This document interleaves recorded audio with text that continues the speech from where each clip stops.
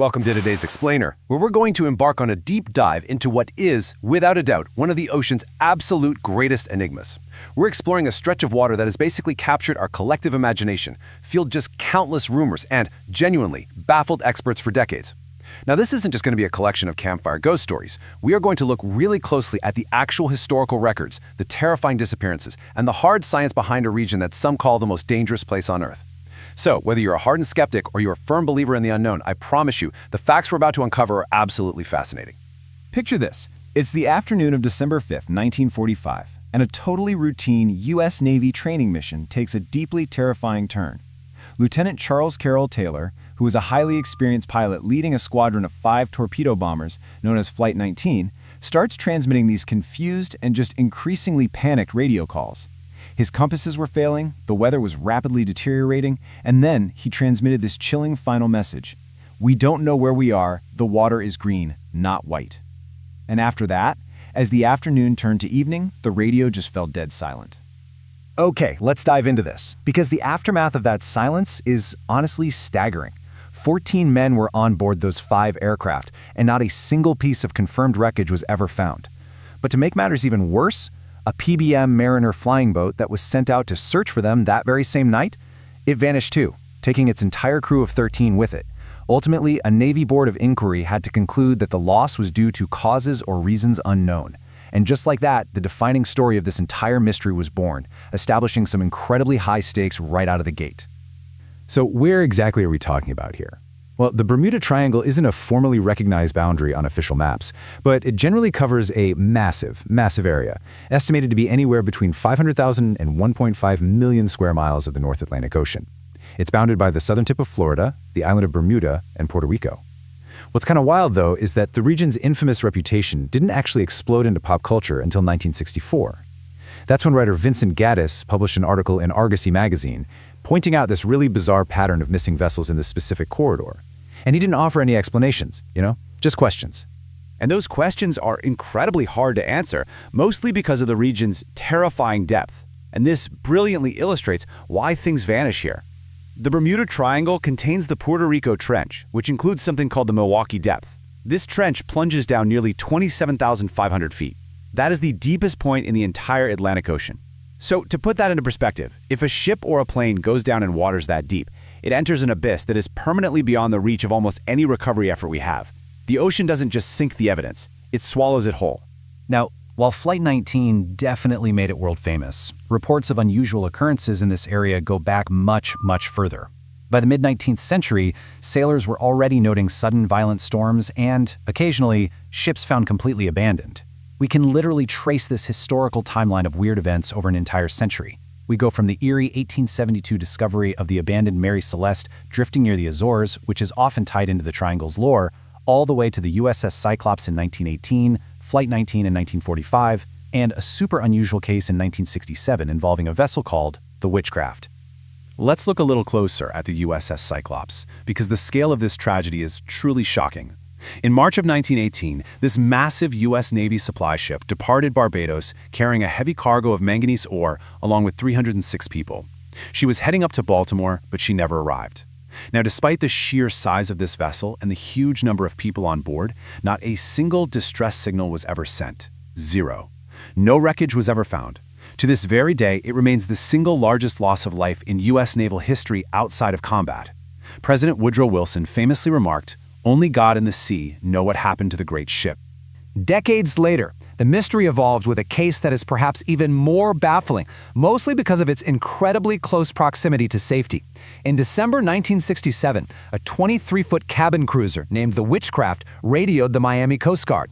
Its owner, Dan Barak, was reporting a damaged propeller just 1 single mile offshore. It wasn't even a panicked call. He was basically just asking for a tow. The Coast Guard got to his exact coordinates a mere 19 minutes later, but the boat, which by the way was specially designed to be virtually unsinkable, was entirely gone. No debris, no life jackets floating around, no oil slick, just empty, dark water. So, the crucial question here is, how do we actually explain this?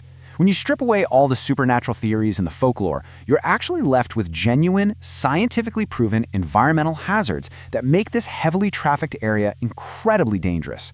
First off, converging weather systems here can generate rogue waves up to 100 feet tall that can destroy a ship in seconds.